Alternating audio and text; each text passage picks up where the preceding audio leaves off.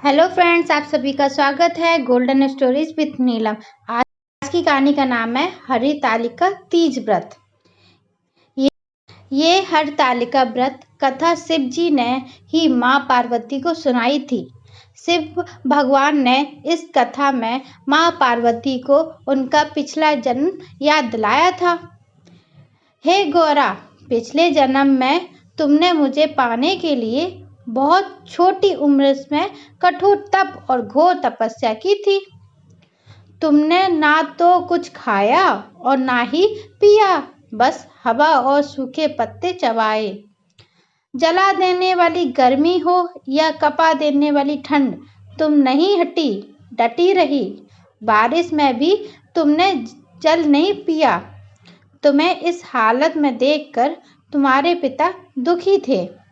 उनको दुखी देखकर नारद मुनि आए और कहा कि मैं भगवान विष्णु के भेजने पर यहाँ आया हूँ। वह आपकी कन्या से विवाह करना चाहते हैं। इस बारे में मैं आपकी राय जानना चाहता हूँ। नारद जी की बात सुनकर आपके पिता बोले, अगर भगवान विष्णु ये चाहते हैं तो उन्हें कोई आपत्ति नहीं, परंतु जब तुम्हें इस विवाह के बारे में पता चला तो तुम दुखी हो गई। तुम्हारी एक सहेली ने तुम्हारे दुख का कारण पूछा तो तुमने कहा कि मैंने सच्चे मन से भगवान शिव का वर्ण किया है, परंतु मेरे पिता ने मेरा विवाह विष्णु जी के साथ तय कर दिया है। मैं विचित्र धर्म संकट में हूँ। अब मेरे पास प्राण त्याग देने के अलावा कोई और उपाय नहीं बचा। तुम्हारी सखी बहुत ही समझदार थी। उसने कहा, प्राण छोड़ने का ये कारण ही क्या है? संकट के समय धैर्य से काम लेना चाहिए। भारतीय नारी के जीवन की सार्थकता इसी में है कि जिससे मन से पति रूप में एक बार वर्ण कर लिया, जीवन पर्याप्त उसी से निर्भय करें। मैं तुम्हें घनघोर वन में ले चलती हूँ, जो साधना स्थल भी है और जहाँ तुम्हारे पिता तुम्हें खोज भी नहीं पाएंगे। मुझे पूर्ण विश्वास है कि ईश्वर अवश्य ही तुम्हारी सहायता करेंगे। तुमने ऐसा ही किया है। तुम्हारे पिता तुम्हें घर में ना पाकर बड़े चिंतित और दुखी हुए। इधर तुम्हारी खोज होती रही, उधर तुम अपनी सहेली के साथ नदी के तट पर एक गुफा में मेरी साथ आराधना में लीन रहने लगी।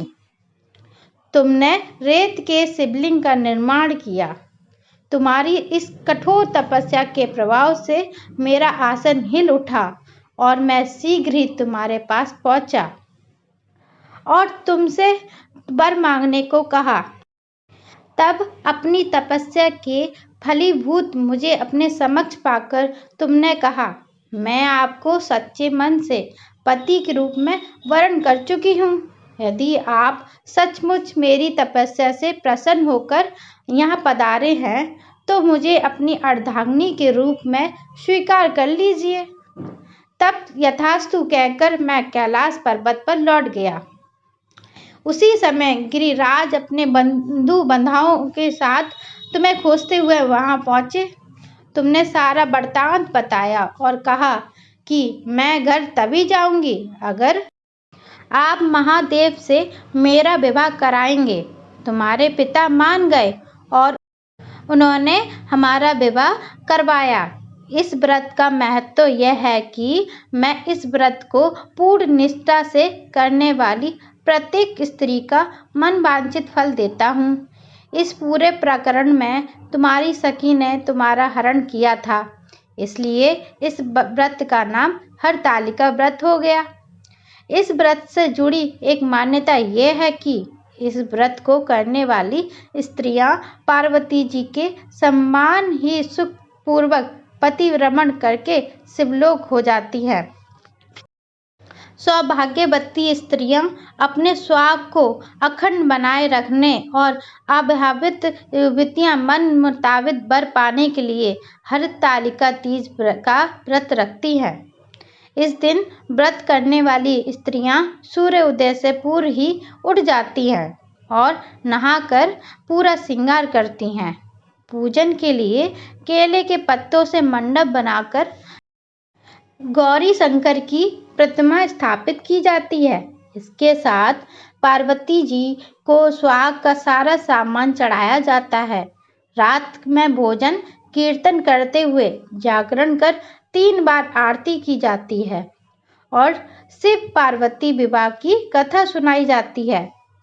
इस व्रती को शयन का निषेध है। इसके लिए उसे रात्रि में भजन कीर्तन के साथ रात्रि जागरण करना पड़ता है। प्रातःकाल स्नान करने के पश्चात श्रद्धा एवं भक्ति पूर्वक किसी सुपात्र सुहागिन महिला को श्रृंगार सामग्री, वस्त्र, खाद्य सामग्री, फल, मिष्ठान एवं यथाशक्ति आभूषण का दान करना चाहिए।